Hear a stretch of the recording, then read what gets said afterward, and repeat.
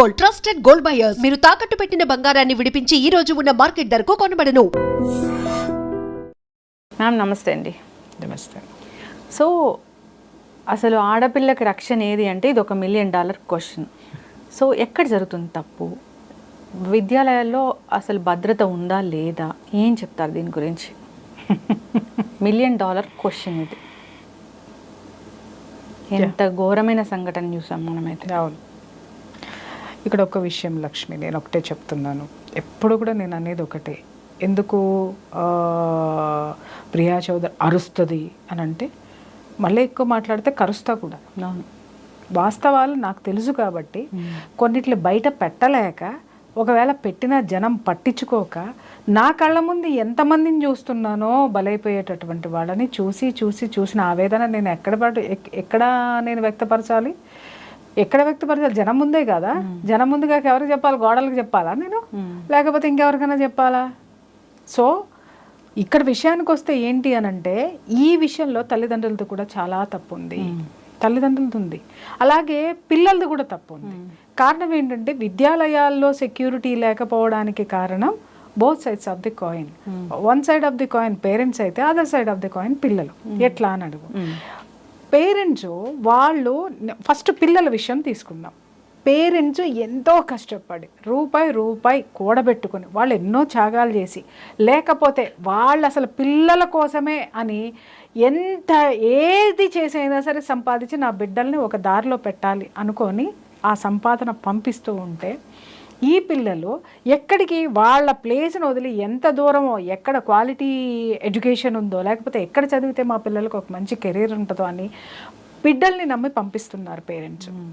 పంపిస్తున్నప్పుడు బిడ్డలు చేయాల్సిన పని ఏంటి? చదువుకొని ఓ డిగ్రీ సర్టిఫికెట్ చేతిలో పట్టుకొని హ్యాపీగా ఇంటికి వెళ్ళి తల్లిదండ్రులు చూపించిన పిల్లోనో లేదు అనంటే, వాళ్ళు ఆ ఒక స్థితికి వచ్చిన తర్వాత వాళ్ళకి నచ్చిన వాళ్ళను పెళ్లి చేసుకొని స్థిరపడి జీవితంలో ఏమనుకుంటే ఆ లక్ష్యాలు సాధించుకుంటూ వెళ్ళాలి. ఇక్కడ ఏమవుతుంది, ఎప్పుడైతే తల్లిదండ్రులు ఎంత నమ్మకంగా ఆడపిల్లల్ని గడప దాటి పంపిస్తారో, నిజంగా ఇవాళ మీరు ఒక్కసారి వచ్చి హైదరాబాద్ మొత్తంలో, లేదా వైజాగ్, హైదరాబాద్ మెట్రోపాలిటన్ సిటీస్లో చూడండి, ఎడ్యుకేషనల్ సెంటర్స్ దగ్గర చూడండి, అదేంటి హాస్టల్స్ దగ్గర చూడండి, ప్రతి ఒక్క లేడీస్ హాస్టల్ నిండా గుంపులు మగపిల్లలు ఉంటారు. అబ్బో, ఆ గల్లీలోకి వెళ్తే గల్లీలు చూడండి, ఎక్కడన్నా మనం ఒక్కసారి చూసామనంటే, ఏ గల్లీలోనైనా ఒక ఆడ మగ ఒక 2-3 జంటలు కూర్చున్నాయంటే నువ్వు ఈజీగా పసిగట్టచ్చు ఈ చుట్టుపక్కల లేడీస్ హాస్టల్ ఉందా. అంటే అంత అనైతికమైనటువంటి చర్యలు నేను ఎన్ని చూస్తున్నానో, పొద్దున్నే లెగిస్తే ఎంత బాధ అనిపిస్తుందో నాకు నేను చెప్పలేను. వీళ్ళని చదువుకోండానో, లేకపోతే అదేంటి ఉద్యోగాలు సంపాదించుకోండానో ఇక్కడికి పంపిస్తే, ఆ అమ్మ వచ్చేటప్పుడు ఎంత అమాయకంగా వస్తుందో, వచ్చిన 3వ రోజు చూస్తే నేను నోరుదే, ఎందుకంటే నా చుట్టూ అవే లేడీస్ హాస్టల్సే. వచ్చేటప్పుడు చాలా పద్ధతిగా, చాలా దీని కింద వస్తారు. కరెక్ట్గా ఒక 3 రోజులో, ఒక 4 రోజులో, ఒక వారం రోజులో చూడు, ఖచ్చితంగా ఒక బైక్ మీద దిగుతుంది అమ్మాయి.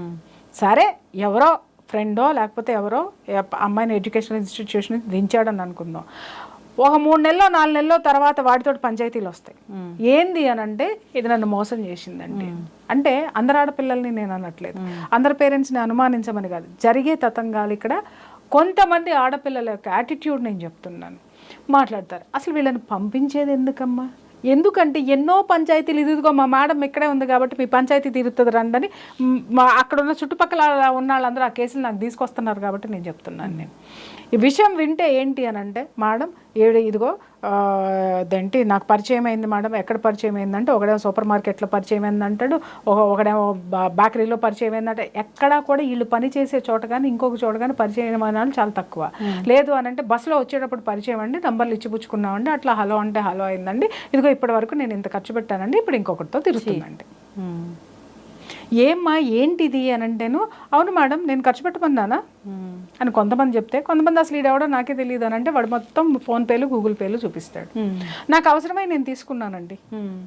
నీ పేరెంట్స్ ఉన్నప్పుడు నువ్వు ఇంకొకళ్ళ దగ్గర అవసరమై తీసుకోవడం ఏంటమ్మా? ఓకే, ఇవన్నీ నేను ఎందుకు మాట్లాడుతున్నానో చెప్తున్నాను. నువ్వు భద్రత రక్షణ అన్నావు కదా, ఆ భద్రతని వాళ్ళే ఎక్కడ కోల్పోతున్నారో, ఎక్కడ తీసేసుకుంటున్నారో చెప్తాను. ఇప్పుడు వీడిలో ఏమవుతుంది, మోసపోయిన వాడిలో ఏమవుతుంది, ఒక ఫ్రస్ట్రేషన్ వస్తుంది. ఆ ఫ్రస్ట్రేషను దేని కిందకి దారి తీస్తుంది? పగ, ప్రతీకారము, కక్ష. ఆడపిల్లల మీద. అంటే ఆడపిల్లలు ఇలాగే ఉంటారు. ఇతన్ని ఆవిడ మోసం చేసింది కాబట్టి ఇతను ఇంకొక దాన్ని మోసం చేయడానికి సిద్ధపడిపోతాడు. ఎందుకు అనంటే ఇక్కడ దెబ్బ కొట్టలేక ఈ దెబ్బ వేరే చోట పడుతుంది, ఇంకొక ఆడపిల్ల బలవుతుంది. దీనికి బీజం వేసింది ఎవరు? ఆడపిల్లే. ఇక్కడ ఒక ఆడపిల్ల, దానికి పగ బలయ్యింది ఎవరు?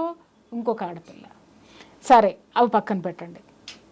చాలా కేసులు నా దగ్గరకు వస్తాయి, డిప్రెషన్లో ఉన్నారు. ఏంటమ్మా ఎందుకు పలానా వాడు పరిచయం అయ్యాడండి, ఇలా అండి అలా అండి, వాడికి ఫీజులు లేకపోతే నేనే కట్టానండి, మా డాడీ దగ్గర నుంచి తీసుకొచ్చి కట్టానండి, లేకపోతే నా మెడలో చైన్ ఉంటే అమ్మేసి కట్టానండి, లేకపోతే నేను బయట పార్ట్ టైం ఉద్యోగం చేస్తూ వాడికి కట్టానండి, ఇప్పుడు ఆడు ఇంకో గర్ల్ ఫ్రెండ్తో వెళ్ళిపోయాడండి, లేదా ఇప్పుడు ఆడు పెళ్లి చేసుకుని వెళ్ళిపోయాడు. చేసుకుంటే పోతే పోయాడమ్మా, డబ్బులతోటే పోయింది కదా, నువ్వెందుకు డిప్రెషన్లోకి వెళ్ళిపోతున్నావు? ఎందుకు అనంటే వాడితో చాలా దూరం వెళ్ళిపోయాను కదండి. ఎక్కడ దొరుకుతాయి వీళ్ళకి ప్లేసులు? ఈ ఓయో రూమ్లన్నీ ఎందుకు ఇవాళ ఓపెన్ అయ్యి ఉన్నాయి? ఈ ఓయో రూమ్లని ఎందుకు పెట్టారు? ఎందుకు ఈ దరిద్రం అంతా వచ్చింది? అసలు దీన్ని ఎవడు ఎందుకు అరికట్టడో? అడల్టరీని చట్టబద్ధం చేసిన తర్వాత ఈ జరుగుతున్నది ఏంటంటే, అడల్టరీని ఎందుకు చట్టబద్ధం చేశారు అని అంటే, రోడ్డు మీద ఆడపిల్లల బతుకులు ఛిద్రమైపోయినాయి కాబట్టి వాళ్ళకి ఒక మెరుగైనటువంటి జీవితం కోసం హింసించబడకుండా, సమాజం నుంచి వెలివేయబడకుండా ఒక విధంగా ఇది మంచిదే అనిపించింది. కానీ వాడు అడల్టరీ ఎక్కడ జరుగుతుంది? చక్కగా ఇంట్లో ఉండి అమ్మా నాన్నల అండ ఉన్నటువంటి ఆడపిల్లలు, అలాగే జీవితంలో ఎంతో సాధించాల్సినటువంటి ఆడపిల్లలు అడల్టరీకి వెళ్ళిపోతున్నారు, లివింగ్ టుగెదర్లోకి వెళ్ళిపోతున్నారు. ఇవాళ మనం ఈ రెండు పదాలు మాట్లాడద్దేమో. అడల్టరీ అని ఎందుకు నేను వాడాను అని అంటే, ఇందాక చెప్పే క్విడ్ ప్రోకో అనమాట. నీకు ఇది ఇస్తే నాకు అది దాన్ని ఏమంటారు? అడల్టరీ అనరా? అవును. నువ్వు వాడి దగ్గర అన్ని డబ్బులు గూగుల్ పేలు ఫోన్ పేలు చేయించుకున్నావు, ఫేషియల్ చేయించుకున్నావు, అన్ని చేయించుకున్నావు, చివరికి అన్ని తూచన్నావు, ఆడి పానిక్ అటాక్లు వచ్చి ఆడి చచ్చాయి. రైట్? ఇక్కడ ఇంకొక వెర్షన్ వచ్చేసరికి లివింగ్ టుగెదర్. ఇది పెద్ద పాష్ మాట అనమాట. అంటే మేము ఒకళ్ళనొకళ్ళు అర్థం చేసుకుంటున్నామండి. అర్థం చేసుకోవాలంటే పడుకోవాలా? పచ్చిగా మాట్లాడుతున్నాను నేను, ఈ పదాలు వాడకూడదు నేను, కానీ కడుపు మండి మాట్లాడుతున్నాను నేను. ఏం చేస్తున్నారు మీరు బయటకు వచ్చి? మీ పేరెంట్స్ మిమ్మల్ని ఎందుకు పంపించారు? చివరికి పేరెంట్స్ పరిస్థితి ఎలా అయిపోయింది అంటే, ఏమన్నా వాళ్ళకి తెలుసమ్మా, తెలియకుండా మాత్రం ఉండవు. ఎందుకంటే ఒక తల్లి పసిగట్టలేనంత దౌర్భాగ్య స్థితిలో ఏముండదు, ఒక తండ్రి పసిగట్టలేనంత దౌర్భాగ్య స్థితిలో ఉండదు. కొంతమంది పేరెంట్స్ నా దగ్గర వాపోతారు, మేడం అలా కాదు, పిల్లలు కదా, మా పిల్లలు తప్పు చేయరు, మేము బాగా పెంచామండి, కానీ ఇలా చేశారండి. అంటే నువ్వు బాగా పెంచితే వాళ్ళు ఎందుకు అట్ట తయారయ్యారు? బాగా పెంచుతున్నామన్న నెపంతో వాళ్ళని ఎక్కడ పట్టుకోవాలో అక్కడ పట్టుకోవడం వదిలేసావు, ఎక్కడ జాగ్రత్తలు చెప్పాలో చెప్పటం వదిలేసావు. నీ అమితమైనటువంటి ఆ దిక్కుమాలినటువంటి ప్రేమతోటి నా పిల్లలు బాగా ఉండాలి అని చెప్పేసి అని ఒక చోట నుంచి ఒక చోటకి బతకడానికి వచ్చి, లేదా ఒక చోట నువ్వు బతుకు తెరువు కోసం సంపాదించిందంతా వాళ్ళ మీదే పెట్టి అతి ప్రేమతోటి వాళ్ళకి ఆ అలవిమాలిన స్వేచ్ఛను నువ్వు ఇచ్చి బయటికి పంపించావు. వాళ్ళు ఏం చేశారు దాన్ని? వాళ్ళు ఇంకొకటి, ఈ విధంగా ఆడపిల్లలు సమాజంలో కూడా ఏమవుతున్నారు అని అంటే భద్రతని కోల్పోతున్నారు. ఇది ఎవరికి అర్థం కానటువంటి విషయం. ఇవాళ ఈ అమ్మాయి టార్గెట్ అయ్యింది అని అంటే, సరే అమ్మాయి ఎక్కడో చోట భంగపడింది అనుకుందాం, లేదా వీడిని చీట్ చేసింది, ఇంకొకటి దగ్గరికి వెళ్ళింది, వాడు బాగున్నాడు, వాడిని పెళ్లి చేసుకుంది, అన్నీ బాగానే ఉంది, 2 పిల్లల్ని కంది, తర్వాత మళ్ళీ కేసు వస్తుంది. ఏందమ్మా అన్న, మేడం ఈ మధ్యనే బయటపడినాయండి, ఆవిడ ఫేస్బుక్లో ఆటలో వీటిలో అని ఈ పెద్ద మనిషి చెప్తూ ఉంటాడు.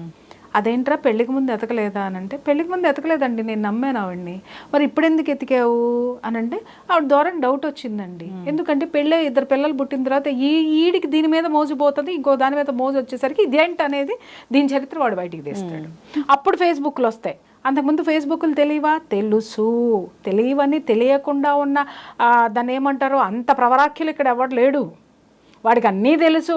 కాకపోతే ఏంటంటే అదేదో ఒక విధంగా వాడి జీవితంలో ఫైనాన్షియల్గానో ఇంకో విధంగానో అది బాగుంటుంది కదా, ఆ స్థితి వరకు దాని అవసరం ఉంది కాబట్టి వాడు పెళ్లి చేసుకున్నాడు. ఆ అవసరం తీరిపోయిన తర్వాత, లేకపోతే ఆ కుతి తీరిపోయిన తర్వాత ఏం తెలుస్తుంది అని అంటే, దాన్ని వదిలించుకోవాలంటే దాని గతంలోకి వెళ్ళాలి. ఎందుకంటే దాని గతం గురించి వీడికి మొత్తం తెలుసు. అక్కడ ఏమైంది? అక్కడ టార్గెట్ చేయబడింది ఎవరు? ఆడపిల్లే. అవును. ఇక్కడ చాలామంది మాట్లాడుతూ ఉంటారు, ఆడపిల్లలు మోసం చేస్తున్నారండి, మోసం. ఇక్కడ ఆడపిల్లలకు అర్థం కాని విషయం ఏంటంటే, మోసం చేసిన ఏ ఆడది మనశ్శాంతిగా లేదు. అది కూడా చెప్తాను నేను. ఎందుకనంటే ఏ నిమిషం నుంచి ఎటువైపు నుంచి ఎవడొస్తాడో అర్థం కాదు, ఏది ఫేస్ చేయాల్సి వస్తుందో అర్థం కాదు. ఒక తప్పును దాచిపుచ్చుకోవడానికి అబద్ధం చివరికి జీవితంలో తనకి తానే అబద్ధమై కూర్చున్నటువంటి ఆడపిల్లల సంఖ్య ఈరోజు ఎక్కువ ఉంది. ఇది ఆడపిల్లల వైపు ఉన్నటువంటిది. పేరెంట్స్ వైపుకి వచ్చి చూస్తే కొంతమంది ఆడపిల్లలు ఉన్నారు, పేరెంట్స్ గీసిన గీత దాటనటువంటి వాళ్ళు ఉన్నారు. అరే మా అమ్మ నాన్న మా కోసం ఇంత కష్టపడుతున్నారు, వీళ్ళ కోసం మేము చదవాలి, వీళ్ళు అనుకున్నది మేము సాధించాలి, లేదా మేము అనుకున్నది వాళ్ళు మా కోసం కష్టపడుతున్నారని బయటకు వస్తారు. బయటికి వచ్చిన తర్వాత కొంతమందికి బిడియం ఉంటుంది చాలా ఆడపిల్లల్లో. బయటకు వచ్చిన తర్వాత చదువుకునేటటువంటి ప్లేస్లోనో హాస్టల్స్లోనో లేకపోతే వీళ్ళు ఉండే చోటో వీళ్ళు ఏ విధమైనటువంటి ఇబ్బందులకి గురైనా కూడా పేరెంట్స్కి నోరు విప్పి చెప్పరు. అవును, ఫ్రెండ్స్తో చెప్పుకుంటారు. ఫ్రెండ్స్ ఎక్కడ తీరుస్తారు? ఒకటి కాకపోతే ఇంకొకటి కాకపోతే ఇంకొకటి. ఇక్కడ ఏం జరుగుతుందంటే పేరెంట్స్ ఇప్పుడు మనం నిన్నగాక మొన్న జరిగిన కేసులో చూసాం, అక్కడ ఏం జరిగింది? సెక్షువల్ అబ్యూస్ జరిగింది, అవునా? అలాంటివి చాలా చోట్ల జరుగుతున్నాయి. జరుగుతుంటే ఈ పిల్లలు ఏం చేస్తారు అనంటే పేరెంట్స్కి చెప్పరు.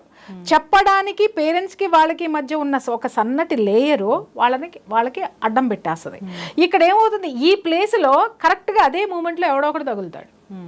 వాళ్ళకి చెప్పుకుంటారు, అరే వీడు నా సీనియరు, లేకపోతే ప్రొఫెసరు, లేకపోతే ఇంకో దిక్కుమాలినాడు, ఇట్లా నన్ను ఇచ్చేస్తున్నాడు అని అంటే వీడు ఇమ్మీడియట్గా ఏం చేస్తాడంటే వాడి ఫ్రెండ్స్ తోట వాడికి తెలుసు దాన్ని ఎలా అక్కడి నుంచి ఎలా తప్పించాలి. ఎందుకంటే వాడు మగాడే కదా, మగాడి బుద్ధి ఏంటో వాడికి అర్థమవుతుంది. కాబట్టి వాడు ఒకానొక ప్లేస్లో ఒకానొక సిచ్యుయేషన్లో వాడు హెల్ప్ చేస్తాడు.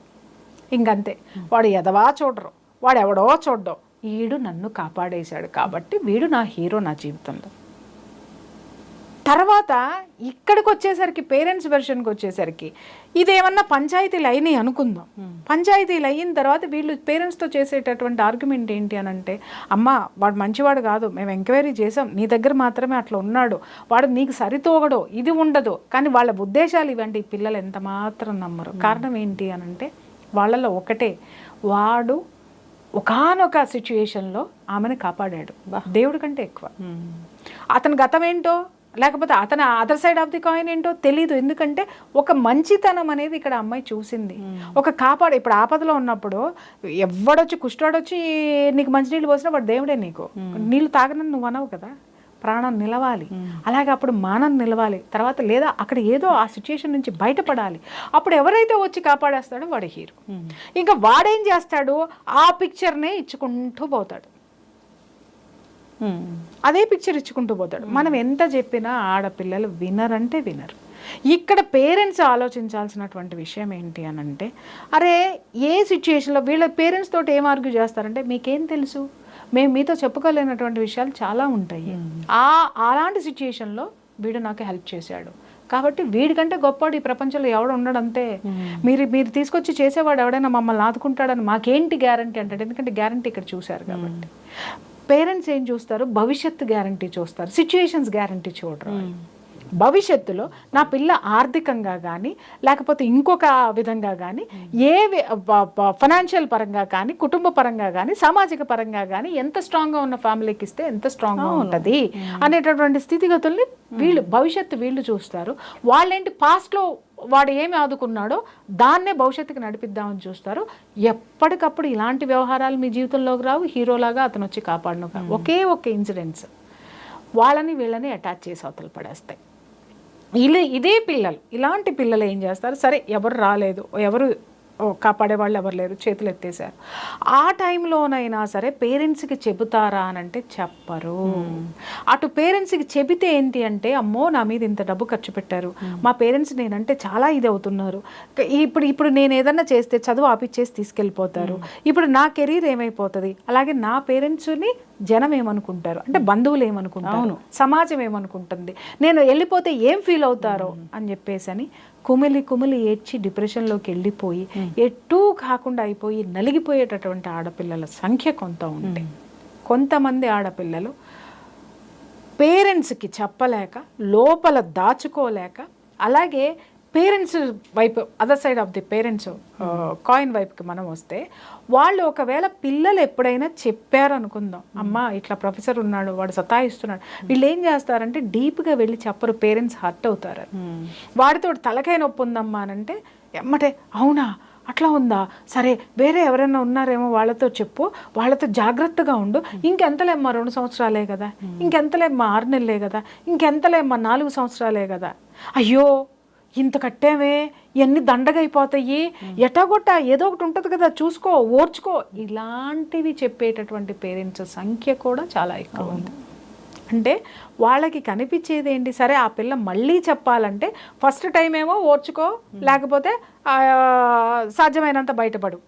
రెండోసారి చెప్పామనుకోండి, రెండోసారి చెప్పిన తర్వాత నువ్వు జాగ్రత్తగా ఉండు. మూడోసారి చెప్పేసరికి వాళ్ళ సహనం చచ్చిపోయి పేరెంట్స్ డబ్బులు ఇంత ఫీజులు కట్టాము, ఆ కాలేజ్లో సీట్ రావడం చాలా కష్టము, లేదా నీకు ఇంత ఖర్చు పెడుతున్నాము, అయ్యి అమ్మేసాము ఈ అమ్మేసాము. మిమ్మల్ని అమ్మేసి కట్టమందా మీ అమ్మాయి? మీ ప్రెస్టేజ్ కోసము, మీ దీని కోసము ఖర్చులు పెట్టుకుంటూ చేసుకుంటూ మీ పిల్లల్ని ఎందుకు బలి చేస్తున్నారు మీరు అనేసరికి అమ్మాయి నోటికి తాళం పడిపోతుంది. ఇక్కడ 2 రకాలు చెప్పాను. ఏంటి, కొంతమంది ఆడపిల్లలు గొంతు విప్పి పేరెంట్స్కి చెప్పలేరు. చెబితే ఏం జరుగుతుందో, పేరెంట్స్కి చెడ్డ పేరు వస్తుందా, లేకపోతే పేరెంట్స్ మిగిలిన దీంట్లో, లేదా పేరెంట్స్ ఎలా రిసీవ్ చేసుకుంటారో, నాదే తప్పని అంటారో, ఇలా రకరకాలుగా ఆలోచించేటటువంటి ఆడపిల్లలు ఇలా ఇంట్లో చెప్పినా కూడా బోళ్ళంత డబ్బు కట్టామనో, లేకపోతే ఓర్చుకో అని చెప్పటము, లేకపోతే అట్లా కాదులే నువ్వే పొరపడ్డా ఏదో, ఎందుకంటే they don't have any knowledge. Parents అస్సలు నాలెడ్జ్ ఉండదు, ఎందుకంటే వాళ్ళ దాంట్లో స్టూడెంట్స్ కాదు, భరించే వాళ్ళకే తెలుస్తుంది. అది కాలేజ్ అయినా, జూనియర్ కాలేజ్ అవని, లేకపోతే ఇంకొక చోటని మెడికల్ కాలేజ్ అవని, ఏదైనా సరే అవని, ఎడ్యుకేషనల్ ఇన్స్టిట్యూషన్స్లో ఇలాంటివి జరిగినప్పుడు ఈ సంఘటనలన్నీ చూసిన తర్వాత నాకున్నది ఏంటి అని అంటే, ఇలాంటి పిల్లలేమో కొని తెచ్చుకుంటున్నారు సమాజం నుంచి. ఏది ఫస్ట్ కాయిన్ ఆఫ్ చిల్డ్రన్ చూస్తే, other side of the coin చెప్పలేనటువంటి పిల్లలు, చెప్పినా పట్టించుకోనటువంటి పేరెంట్స్, అవగాహన లేనటువంటి పేరెంట్స్ మధ్య నలిగిపోతే దాంట్లో ఉన్నటువంటి ఈ పర్సంటేజ్ ఆఫ్ ఆడపిల్లలు సూసైడ్లు చేసుకుంటారు. ఎందుకు మెడికల్ కాలేజ్లో ఆడపిల్లలు సూసైడ్ చేసుకుంటారు, ఎందుకు ఇంజనీరింగ్ కాలేజ్లో, హాస్టల్స్లో, ఎక్స్పెషల్ హాస్టల్స్లో ఉన్న ఆడపిల్లలు సూసైడ్ చేసుకుంటారు, జూనియర్ కాలేజీల్లో ఉన్న ఆడపిల్లలు ఎందుకు సూసైడ్లు చేసుకుంటారు. అన్ని సూసైడ్లకి కారణం ఏంటి అని అంటే లవ్ ఫెయిల్యూరు. ఇదొక్కటి చెప్పేస్తారు. లేదు ఆ అమ్మాయి చదువు ఒత్తిడి తట్టుకోలేక కాదు, other side of the coin చాలా ఉండే. లైంగిక వేధింపులు కావచ్చు, వాళ్ళు అడిగినంత జీతం, అడిగినంత ఫీజులు వీళ్ళు కట్టలేక పోస్ట్పోన్ అవ్వడం కావచ్చు, లేదా అటువైపు నుంచి తోటి విద్యార్థుల నుంచి లైంగిక వేధింపులు కావచ్చు, లేదా తోటి ఆడపిల్లల నుంచి కూడా వీళ్ళకి లైంగిక వేధింపులతో పాటు ఇంకా నానా రకాలైనటువంటి ఈర్ష్య, అసూయ, ద్వేషాలతో కూడినటువంటి దాన్ని ఏమంటారు ర్యాగింగ్ కావచ్చు. ఇవన్నీ ఎన్నో కారణాల ఆడపిల్లలో గడప దాటినటువంటి ఆడపిల్ల జీవితాల్లో ఉన్నాయమ్మా. సో ఇవాళ చట్టాలన్నిటికీ చట్టాలు ఉన్నాయి, కానీ చట్టం ఏంటి అనేదే పిల్లలకి తెలియదు. ఇవాళ విద్యాలయాల్లో 2 సబ్జెక్టులు కంపల్సరీగా ఉండాలి. ఒకటి, ఆడపిల్ల రక్షణకి సంబంధించినటువంటి చట్టాలు ఏమున్నాయనేటటువంటి సబ్జెక్ట్ ఖచ్చితంగా ఉండాలి. అది ఆడపిల్లకి కనీసం ఊహ తెలిసినప్పటి నుంచి చెప్పుకుంటూ రావాల్సింది. రెండోది ఏంటి అనంటే సోషల్ రెస్పెక్ట్. సమాజానికి ఎలా గౌరవం ఇవ్వాలి, సమాజంలో ఉన్న మనుషులకి ఎలా గౌరవం ఇవ్వాలి, వాళ్ళు ఎలా మలుచుకోవాలి, పక్కవాడితో ఎలా ఉండాలి, అలాగే మగపిల్లలకి ఆడపిల్లలతో ఎలా మసలాలి, ఎలాంటి సిచ్యుయేషన్స్ ఉంటాయి, వాళ్ళకి ఎలా గౌరవాన్ని ఇవ్వాలి, గౌరవం ఎలా పుచ్చుకోవాలి అనేటటువంటి నాలెడ్జ్కి సంబంధించిన సబ్జెక్టు ఖచ్చితంగా విద్యాలయాల్లో ఉండాలి. మగపిల్లల ఆడపిల్లల పట్ల రెస్పెక్ట్ ఉండాలి, సమాజం పట్ల రెస్పెక్ట్ ఉండాలి. అవి రేకే కదా ఈరోజు ఇవన్నీ జరుగుతున్నాయి. అలాగే ఆడపిల్లలకు కూడా ఉండాలి ఏంటంటే, ఆవిడకున్నటువంటి లాలో, ఆవిడకున్నటువంటి చట్టంలో ఆవిడకున్నటువంటి రక్షణ ఏముంది, ఆవిడకున్నటువంటి ప్రొటెక్షన్కి సంబంధించినటువంటి ఆ సెక్షన్స్ ఏమున్నాయి, వాటి పట్ల అవగాహన పూర్తిగా ఉండాలి. లేదు ఈ సబ్జెక్టులు ఎవరూ పెట్టలేదు, మగపిల్లలకి ఇంటి దగ్గర తల్లిదండ్రులు చెప్పాలి, అరే నువ్వు బయటికి వెళ్తున్నావు, ఆడపిల్లని కన్నెత్తి చూస్తే కొడక కళ్ళు పీకేస్తానని ఆ తండ్రి చెప్పాలి, ఆడపిల్లని ఏడిపించావంటే విషం పెట్టి చంపేస్తానని ఆ అమ్మ చెప్పాలి. అంటే నేను మాట్లాడే మాటలు మీకు చాలా భారంగా అనిపించవచ్చు, కానీ ఈరోజు ఒక ఆడపిల్ల కానీ మీరు మాట్లాడుతున్నారు ఎక్కడో ఒక కేసు అని అంటున్నాం, కానీ రోజుకి ఎన్ని కేసులు నమోదవుతున్నాయి ఎవరికైనా సంఖ్య తెలుసా? ఎంతమంది ఆడపిల్లలు బలవుతున్నారు, ఎంతమంది భార్యలు ఆ గౌరవం లేక నా దగ్గరికి పరిగెట్టుకొని వస్తున్నారు, ఎంతమంది అక్క చెల్లెళ్ళు ఉద్యోగం చేసే చోట లైంగిక వేధింపులకి గురవుతున్నారు, ఎంతమంది ఎన్ని ఉన్నాయో నాకు తెలుసమ్మా. అందుకే మాట్లాడుతున్నాను, అరే ఎవరు జోలికన్నా వెళ్ళామంటే సంపేస్తా అనేటటువంటి భయం ఎక్కడి నుంచి పుట్టాలి? ఇంటి నుంచే పుట్టాలి. అప్పుడు వాడేం చేస్తాడు, చిన్నప్పటి నుంచి ఒరే నాకు ఇంటికి వెళ్తే అన్నం దొరకదు, నాకు ఇంటికి వెళ్తే మా నాన్న బెల్ట్ తీస్తాడు, ఇంకేమన్నా ఎక్కువ చేస్తే మా అమ్మ ఆల్రెడీ నన్ను చంపేస్తానని వార్నింగ్ ఇచ్చింది, అమ్మో నా ఇంట్లో నాకు ప్లేస్ ఉండదు అనేటటువంటి ఫీలింగ్ని గనక మీరు ఒక మగపిల్లవాడిలో తీసుకురాగలిగితే ఈ తల్లిదండ్రులు మగపిల్లాడు అనగానే ఇలా కొమ్ములు వచ్చేసినట్టు పెంచుతున్నారు ఇవాళ. ఇది నేను ఒక్కటే చెప్తున్నాను కదా, ఎవరిని తయారు చేస్తున్నారు మీరు తెలుసా?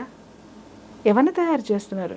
ఈ సమాజంలో ఒక హంతకుడిని తయారు చేస్తున్నారు, ఒక రేపిస్ట్ని తయారు చేస్తున్నారు, ఇంకా ఎక్కువ మాటల ఒక మర్డరర్ని తయారు చేస్తున్నారు మీరు. ఎస్, ఇవన్నీ కూడా నేను చెప్తున్నాను కదా, ఒక కారణం కాదు తల్లి. భద్రత ఏది ఉంది అంటే చట్టంలో ఎందుకు లేవు? చట్టం ఎవడన్నా చదివాడా? న్యాయశాస్త్రం ఎవడన్నా చదివాడా? ఆడపిల్లకు ఉన్నటువంటి రక్షణ ఏముంది? న్యాయస్థానాల్లో ఎలాంటి రక్షణలు ఉన్నాయి? ఈ సమాజంలో బ్రతకడానికి న్యాయస్థానం ఎలాంటి రక్షణ కల్పించింది? చట్టంలో ఏమున్నాయి? చదువుకున్నారా? ఏ పేరెంట్స్ అయినా పేరెంట్స్కి తెలియదు, పిల్లలకి తెలియదు, పక్కింటాడికి తెలియదు, బాస్కి తెలియదు, ఎవడికి తెలియదు, ఎవడ పని ఆడు చేసుకుంటూ పోతూ ఉన్నాడు. ఎస్, ఎప్పుడు మనం వీటి వెనకమాల పడుతున్నామంటే మనకి ఏదో ఒక కేసు సంచలనమైనప్పుడు మాత్రమే దీని గురించి ఒక 10 నిమిషాలు మాట్లాడుకుని వదిలేస్తున్నాగా. నిత్యం దీని మీద డిస్కషన్లు పెట్టేటటువంటి ఛానల్స్ ఎన్ని ఉన్నాయి? నిత్యం దీని మీద మాట్లాడేటటువంటి బాధ్యతాయుతమైనటువంటి వాళ్ళు ఉన్నారు, లేరని నేను అనట్లా, కానీ వాళ్ళ గొంతుకలు సరిపోవడం లేదే. కొందరైతే కంటెంట్ చేస్తారు, ఆడపిల్లల మీద నానా మాటలు అంటూ చేస్తారు, ఆడపిల్లల్ని నానా రకాలుగా అనిపిస్తూ చేస్తారు. అందాకెందుకమ్మా, నిన్న నిన్న నిన్న నిన్న కలకత్తాలో జరిగిన ఇష్యూ మీద ఒక్కసారి సోషల్ మీడియాలో కొంతమంది మగపిల్లలు పెట్టిన పోస్టులు చూడండి. ఒక్కొక్కడిది కత్తిరించి కుమ్మి వాళ్ళ అమ్మా నాన్న ముందే వాడి ముఖం మీద ఉమ్ము ఇయ్యాలన్నంత కసి వచ్చింది నాకైతే మాత్రం. అంటే ఒక్కొక్కడు ఎలాంటి కామెంట్స్ పెట్టాడో తెలుసా? ఒకడు పెట్టాడు, ఇది ఏమంత అంత అందంగా ఉందని 10 మంది దీని వెనకమాల పడ్డ దీన్ని అంత ఇదిగా మానభంగం చేశారని ఒకడు పెట్టాడు. ఇంకొకడు అన్నాడు, ఇంకొకడు ఏం పోస్ట్ పెట్టాడో చెప్పమంటావా? అంటే నార్మల్గా ఉన్న ఆడదానమ్మడు కూడా ఇంతమంది పడింది, ఇలా చేస్తారా? ఇలాంటి మగాళ్ళు కూడా ఈ దేశంలో ఉన్నారా? అంత సంస్కారంగా పెంచారు తల్లిదండ్రులు. ఎంత సంస్కారవంతమైన తల్లిదండ్రులో చెప్తున్నాను. ఇవాళ నిజంగా బాధ్యతాయుతమైనటువంటి పేరెంట్స్ కనుక ఉంటే మీ పిల్లల ఇన్స్టాగ్రామ్లు, మీ పిల్లల ఫేస్బుక్లు ఓపెన్ చేసి చూడండి చాలు. ఆడపిల్లైనా మగపిల్లైనా వాళ్ళు ఎట్టాంటి వాళ్ళు అనేది అర్థమైపోతుంది. రేపు వాళ్ళ ఎదుగుదల ఎలాంటిది, వాళ్ళ మనస్తత్వం ఎలాంటిది, వాళ్ళు రేపొద్దున సమాజంలో మీకు ఎంత గొప్ప కిరీటాలు తీసుకొస్తున్నారో కూడా అర్థమవుతుంది. ఈ కామెంట్స్ పెట్టే వాళ్ళు నిజంగా ముందు పేరెంట్స్ బాధ్యతారాహిత్యంగా ఉన్నారు. ఎక్కడ పిల్లల్ని పెంచడంలో మాత్రమే కాదు, సమాజంలో జరిగేటటువంటి ఇలాంటి నేరాల్ని ప్రతిఘటించడంలో కూడా బాధ్యతారాహిత్యంగానే ఉన్నారు. నాదేం పోయిందిలే, అడో ఒకడు స్కూటర్ మీద పోతా ఉంటాడు, పక్కన ఏదైనా జరిగితే మా పిల్లల్ని తొందరగా స్కూల్కి తీసుకెళ్లాలంటాడు, కానీ యాక్సిడెంట్ అయి పడిపోతున్నాడు, కనీసం అంబులెన్స్కి కూడా ఎవడో ఫోన్ చేయనటువంటి బాధ్యతారాహిత్యమైనటువంటి సమాజంలో ఇవాళ మనం లేవా? ఖచ్చితంగా. భద్రత అంటే భద్రత మన దగ్గరే ఉంది, కానీ దానికి ఏం చేసామో, భద్రతను ఏం చేసామో మనం గాలికి వదిలేసి మనం ఏది చేయకూడదో అది చేస్తూ భద్రతకి కూడా భద్రత లేనంతగా చేసుకున్నాం మనం.